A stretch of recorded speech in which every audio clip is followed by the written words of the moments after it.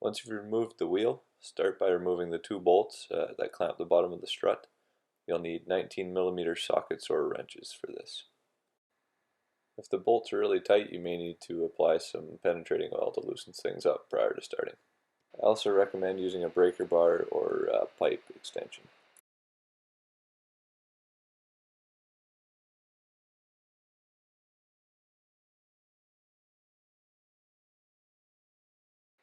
Now that you've removed the clamp bolts, move on to the three bolts on top of the strut. Those can be loosened with 10mm wrenches or sockets. Now remove the two clips holding the brake and ABS sensor line. 10mm socket or wrench for this one as well.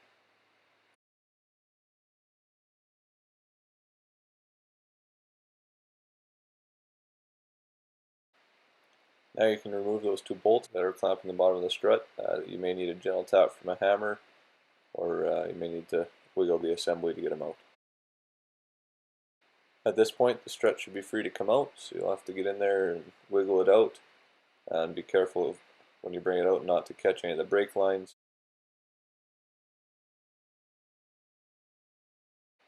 Now that the strut is out, you need to remove the springs. So to do that, you attach your spring compression tool.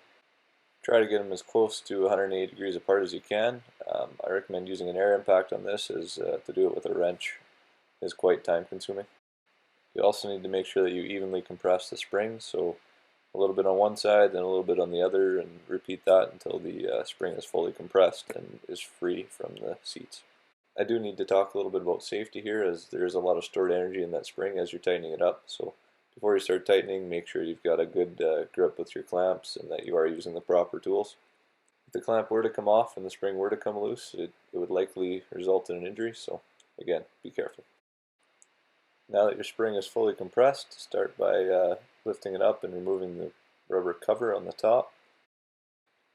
Next, remove the top nut on the strut. I did it with a 6mm Allen socket and 17mm wrench. If you have troubles with this method, there are special tools available, such as a pass-through socket wrench. Now that the top nut is removed, you can disassemble the strut. Set all the pieces aside in the order that you removed them for reassembly.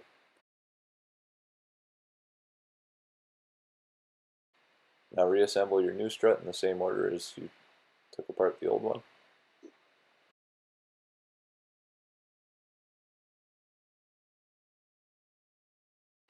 When reassembling the old spring, be careful and make sure that the end of the spring sits in the indent in the bottom of the strut.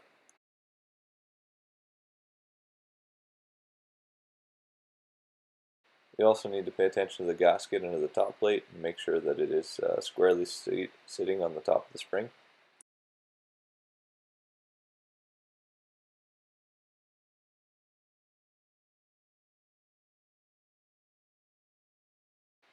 Now you can reassemble the top nut using the same 17mm wrench and 6mm Allen key as before.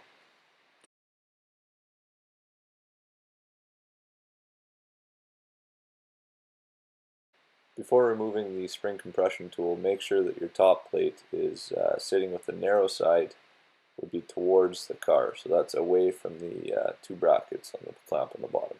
If you don't get this right, the strut won't fit back in the vehicle.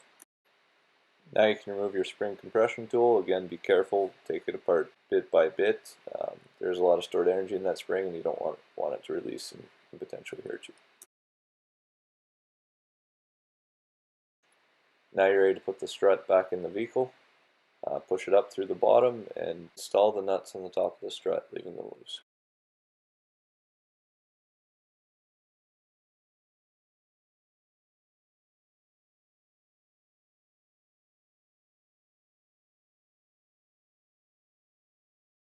Now that you've got the three bolts on the top lightly snugged up, you can manipulate the bottom and put the bottom bracket in. Now tighten up the top bolts. Now that you've tightened up the top bolts, you can put in the two clamp bolts at the bottom. You may need to massage the assembly a bit and work it back and forth to get the bolts in.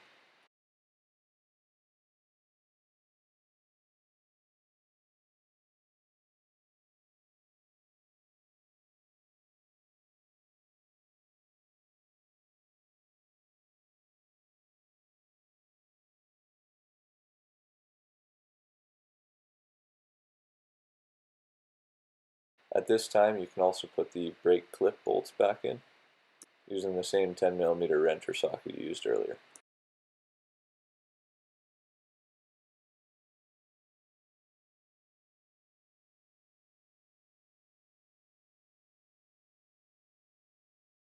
Finally, torque up all your fasteners, make sure all the bolts are good and tight.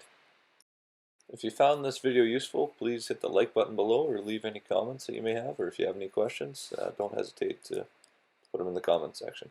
Thanks.